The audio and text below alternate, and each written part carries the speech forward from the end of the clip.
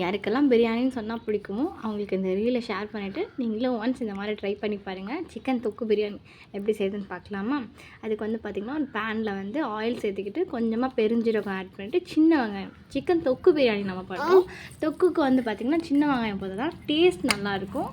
அதுக்காக நல்லா சின்ன வெங்காயத்தை நல்லா அது கலர் சேஞ்ச் ஆகிற அளவுக்கு நல்லா வணக்கிக்கலாம். அது நல்லா கலர் சேஞ்ச் ஆனால் தான் அது டேஸ்ட் நல்லாயிருக்கும். அப்புறம் ஒரு ஸ்பூன்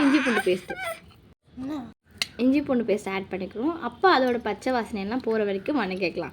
அப்புறம் வந்து பார்த்திங்கன்னா 2 தக்காளியை வந்து பியூரியாக நம்ம அரைச்சி வச்சுக்கணும். அந்த பியூரியில் ஆட் பண்ணிக்கலாம். தக்காளி அரைச்சி ஊற்றினா சீக்கிரமாக வணங்கிடும். இன்னொன்று வந்து கலர் கொஞ்சம் நல்லா என்ஹான்ஸ் பண்ணி கொடுக்கும். அப்புறம் அது வணங்கிறதுக்கு தேவையான உப்பு நம்ம அதில் ஆட் பண்ணிக்கலாம். அப்போ வந்து சீக்கிரமாக அது வணங்கும். அப்புறம் வந்து மிளகாய் தூள் பார்த்திங்கன்னா நான் சக்தியோட மிளகாய் தூள் மட்டும் தான் ஆட் பண்ணியிருக்கேன். இதுக்கு ஃப்ளேவருக்கு வந்து பார்த்திங்கன்னா பிரியாணி மசாலா, சக்தியோட பிரியாணி மசாலா பவுட்ரு, அது 2 விஷயம் மட்டும்தான் அதுக்கு ஆட் பண்ணியிருக்கேன். வேறு எந்த மசாலாவும் ஆட் பண்ண கிடையாது. அது 2 ஆட் பண்ணி தான் அது தொக்கு செஞ்சுருக்கேன். ஒன்ஸ் நீங்களும் இந்த மாதிரி ட்ரை பண்ணி பாருங்கள். இப்போ சிக்கன் போட்டாச்சு. சிக்கன் போட்டு அதில் தேவையான அளவுக்கு நம்ம கொஞ்சமாக தண்ணி, மஞ்சத்தூள் ஆட் பண்ணிவிட்டு கொஞ்சம் தண்ணி ஊற்றி அதை நல்லா வணக்கிக்கலாம். நல்லா அது வணங்கினதுக்கப்புறம் கொஞ்சம் இப்போ தண்ணி நம்ம ஆட் பண்ணிக்கலாம். தண்ணி ஆட் பண்ணிட்டு கொஞ்சம் இன்னும் ஒன்ஸ் நம்ம அதை நல்லா ஃபுல்லாக கலரி விட்டு அப்புறம் கொஞ்சம் நேரம் மூடி வச்சுக்கலாம். மூடி வச்சு அதை சிக்கன் நல்லா அதில் வணங்கணும், தண்ணி சுண்டணும். அந்தளவுக்கு வணக்கி விட்டோம்னா சிக்கன் தொக்கு ரெடி ஆகிடும்.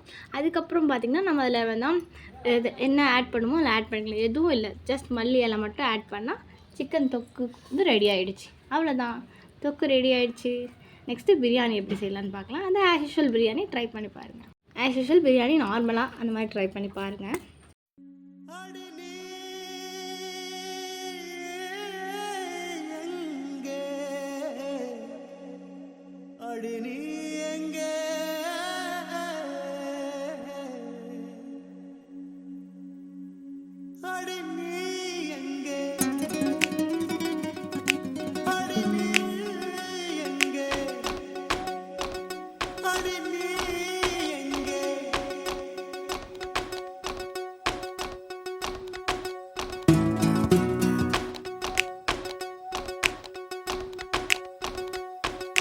சொட்ட சொட்ட நனையுது தாஜ்மஹால், கொடையொன்னு தாகிலியே.